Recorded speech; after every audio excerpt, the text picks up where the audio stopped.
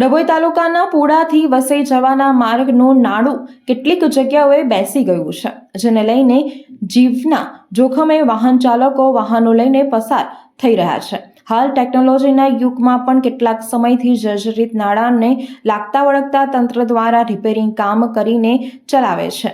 આ નાળા પરથી ભારદારી વાહનો પણ પસાર થઈ રહ્યા છે. જો નાળું બેસી જશે તો જવાબદાર કોણ? શું રિપેરિંગ કરે છે તે અધિકારીઓને દેખાતું નથી કે આ ગંભીર બાબત છે?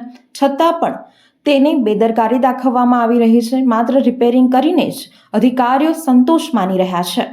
ડભોઈ તાલુકાના પુડાથી વસઈ વચ્ચેથી પસાર થતું નાળું જર્જરિત હાલતમાં થઈ ગયું છે. ચોમાસા દરમિયાન કેટલાક ભાગમાં નાળા બેસી ગયું છે. દરમિયાન મેટલ નાખીને તેને સરખું કરવામાં આવતું હોય છે. મેટલનો ભાગ પણ ઘસી પડ્યો છે, જેના કારણે વાહન ચાલકોને મુશ્કેલીનો સામનો કરવો પડી રહ્યો છે. કેટલીક જગ્યાએથી નાળું બેસી પણ ગયું છે. આ રોડ પરથી મોટા વાહનો પણ અવરજવર કરતા હોય છે. નાના વાહન ચાલકોને પણ તકલીફ પડી રહી છે.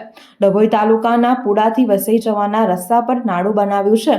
તેને રેલિંગ પર આજુબાજુના હોય અને 20 ફૂટ ઊંડું હોવાના કારણે જીવના જોખમે લોકો પસાર થાય છે. ત્યાંથી ભારદારી વાહનો પણ પસાર થાય છે. જો આ નાળું અચાનક બેસી જશે તો દુર્ઘટના સર્જાશે તો જવાબદાર કોણ?